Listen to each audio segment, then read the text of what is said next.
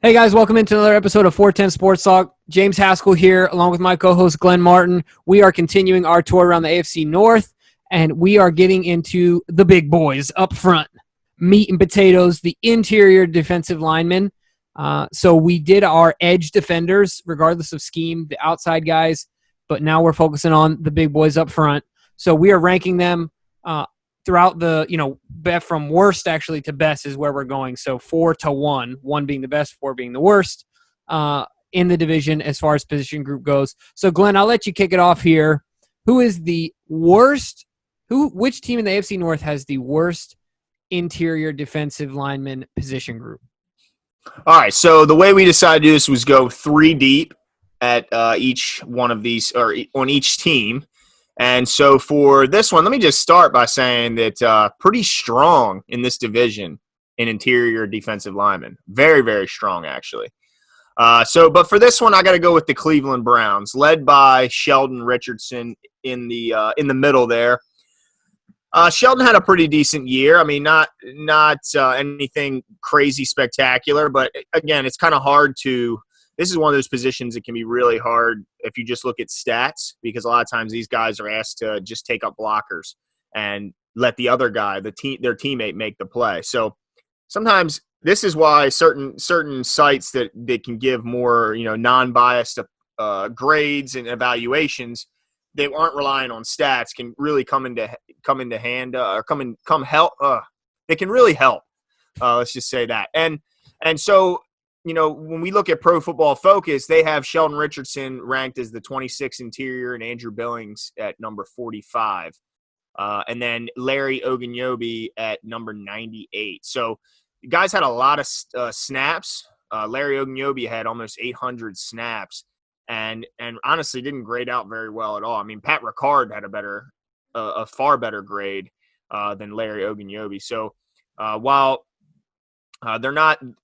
they're not the worst in the NFL. They're certainly the clear-cut number 4 in the AFC North as far as interior defenders. So I got to go with the Browns. Who you got, Jimbo? Yeah, I got the Browns as well for, really the same exact reasons other than Sheldon Richardson. I'm not super convinced about the other guys that are next to him. So yeah, for that reason, I'm gonna agree with you there. Now, number 3 though, I'm not sure if we have any differences here yet. But number 3.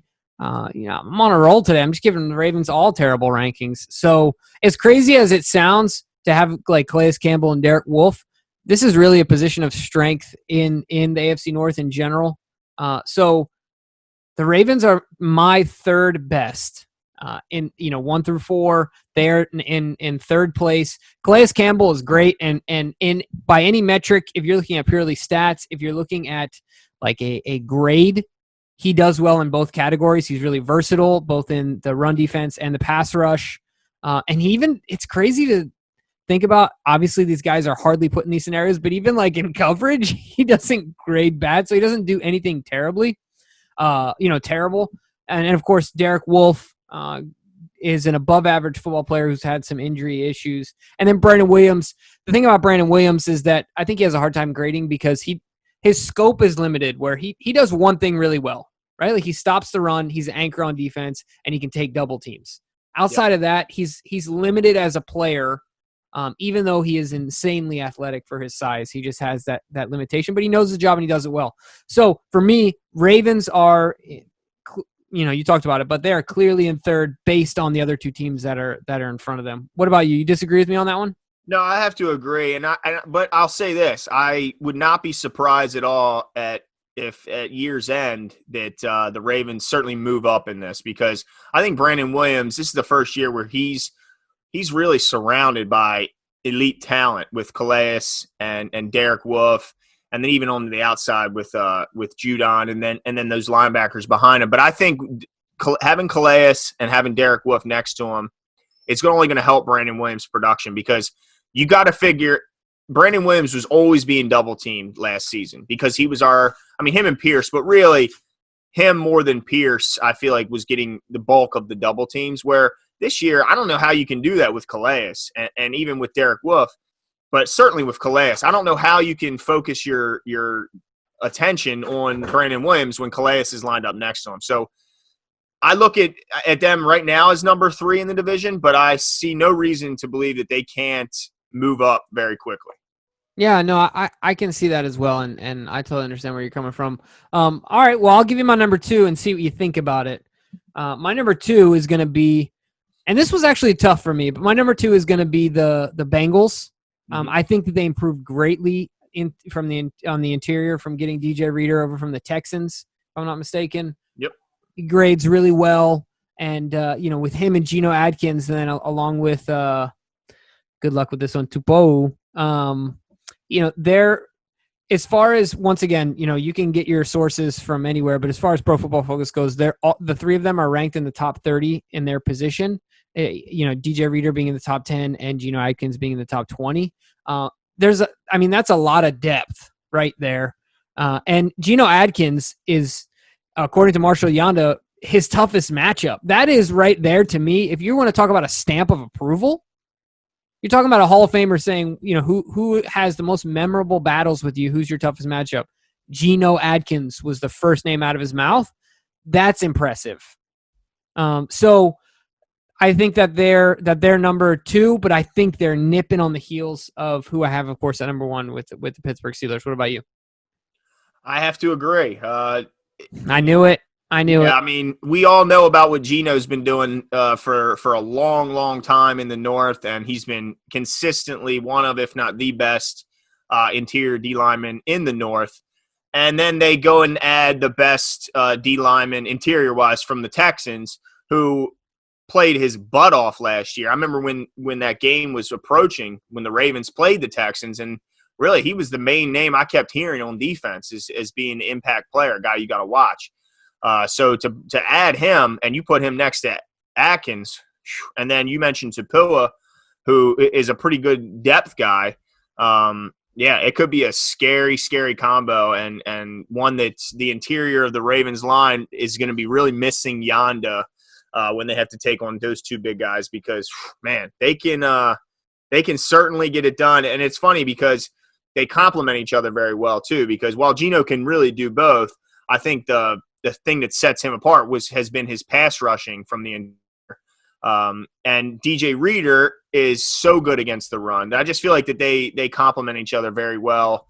And so I got to put them at number 2. Now, the reason that they weren't number 1 is because the Steelers are absolutely loaded in that defensive front. And I think what you're seeing from the Steelers, even though it's been going on for the past couple years, I think when you see that they bring in Wormley to try and add some depth, even though they already had Hayward, Tuitt, and Alualu, is that it? How you say it? Tyson Alualu, I believe. Yeah, I think I think I got it there. But so when you already had those 3, and then you go and add a great depth guy like a Wormley, who, I don't think he's going to be beating down the door is trying to start over Hayward and Tuitt, but he's a heck of a good depth guy, a guy that can come in and give those 2 guys a break. And so, yeah, I mean, they're dominant up front, and I think this might be a reaction. I don't know. I guess I shouldn't say a reaction, but maybe the addition of Wormley, but certainly what Cincinnati did in bringing over Reader is a reaction to the Baltimore Ravens' relentless commitment to the run game. Mm-hmm. So I think the Steelers, man, they certainly have the names to kind of thwart it, but it's just amazing to me when you look at that front. Even if you take Wormley away, if you just look at, they had 3 players ranked in the top 13 in interior defensive line defender. I mean, that's insane. And when you think about that, and you also think about the fact that RG3 led us with Gus's help to a pretty resounding victory against that front, where we were able to just run all over them. It's kind of surprising. But now people might say, look, they thought they were out of it at that point. Maybe they didn't come with the most motivation. Ravens-Steelers matchup, to me, I feel like they're going to give it their all, and they want to win that game. So I was shocked to see the Ravens do that. But anyway, I was kind of a long answer. But, yeah, so I got to go with the Steelers number 1. What do you think? I guess you agree. Yeah, I have the Steelers number 1 as well. Hayward's been doing it for a long time. And I tell you what, man, he really showed his athleticism, if you didn't already know about it, but in those skills challenges when they did I think it was the AFC versus the NFC in the Pro Bowl weekend or whatever. Yeah. So strong, so fast. I mean, the guy is just a freak. He's just incredible to me. And then, and like you said, to have Tuitt there, and then to have essentially Alualu like a third wheel, who also graded out so well, is just impressive. I'll be interested to see how they do this year. None of those guys I don't think are. I mean, let's see. 2011 Cam got drafted, Tuitt 2014, and Alualu 2010. So, some younger than others, but we'll see how long they hold that spot at number one. Like you said, I can see the Ravens with the most potential to rise. But one more thing I find interesting, you mentioned Cam Hayward. He had 9 sacks last year from the interior. I mean, that's just not something you see very often. So yeah. And that was what, year 10 or year 11 for Cam? I mean, he got drafted in 2008. So yeah, year 11, I guess, right? Yeah. 10 or 11. I know that. Either way, for an interior guy with that size to have 9 sacks, period, and then to do it that late in your career, guy's a gem. He's one of those guys that, like, man, he would look good in black and purple. Yeah, that would have been but that's okay because we've been getting the best of him lately, and I have a feeling going into this season and until they find their next replacement for Big Ben, it's going to be this way for quite some time, where the Ravens kind of beat down on the rest of the division. But we'll see. Yeah, we'll see. Don't speak too soon because you never know what can happen. So, you guys let us know. Did we get the order right? Glenn and I agree on this one. Steelers, Bengals, Ravens, Browns. Right, so let us know. Give us a like. Go ahead and hit the subscribe button, and we'll talk to you guys soon. See you.